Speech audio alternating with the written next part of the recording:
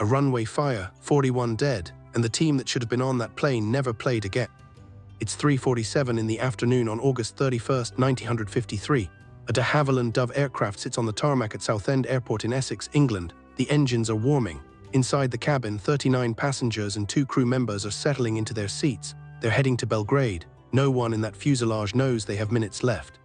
Now let me rewind. This wasn't just any group of passengers. The Manchester United Football Club, one of England's most storied teams, had chartered this flight. They just played a friendly match against a Yugoslav club.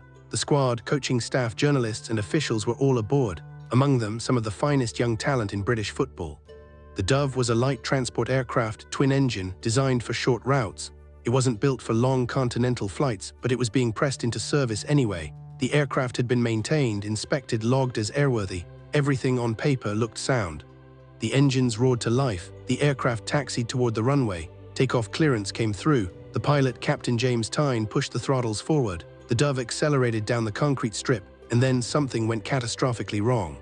The starboard, that's the right side, engine began to fail, not gradually. Suddenly, the fuel system had fractured. Fuel was spraying into the engine compartment, and with that spray came heat, friction, ignition.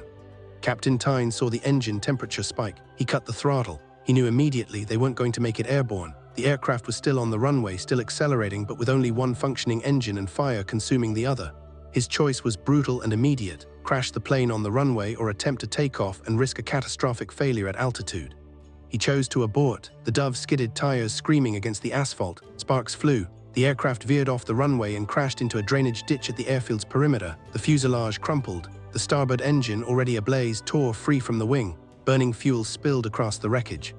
Emergency crews arrived within minutes, but minutes in a burning fuselage might as well be hours. The fire was spreading. The cabin was filling with smoke. Passengers were trapped. Some managed to escape through emergency exits, others didn't.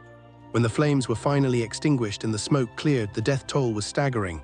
23 players and staff from Manchester United were dead. Journalists covering the match, officials, the club's secretary, the captain, some of the brightest young footballers in England gone.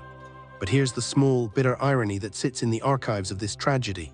The Manchester United team that had chartered that flight, they were supposed to fly out the day before. A scheduling change, a postponement of their match, had pushed their departure to August 31st. Had that match been played on schedule, the Dove would have left a day earlier. Would the same mechanical failure have occurred? We'll never know.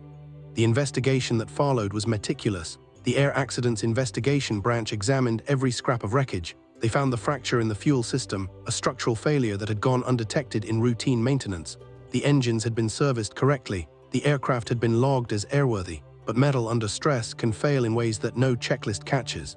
Captain Thain's decision to abort the takeoff saved lives.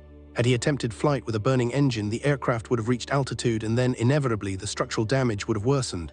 A mid-air breakup, no survivors. Instead, his quick thinking on the runway meant that some passengers did escape. Some did survive. The crash was a tragedy. It could have been worse. Manchester United, as an institution, faced a choice in the aftermath. The club could have disbanded. Many expected it to. Instead, they rebuilt. Manager Matt Busby, who survived the crash though gravely injured, returned to leadership.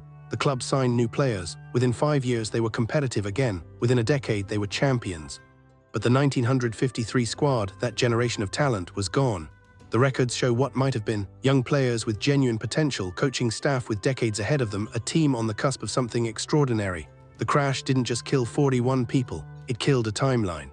This telegram right here, this is from the Yugoslav club that Manchester United had just played. They learned about the crash from radio reports. They'd hosted these men less than 24 hours earlier.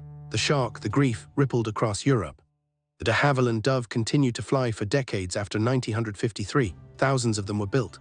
Thousands more flights were completed safely. The aircraft wasn't inherently unsafe, but this one on this day had a flaw that no one caught. And that flaw, combined with a scheduling change, a runway abort, and the terrible mathematics of fire in a confined space, created a moment that England's football community would never forget.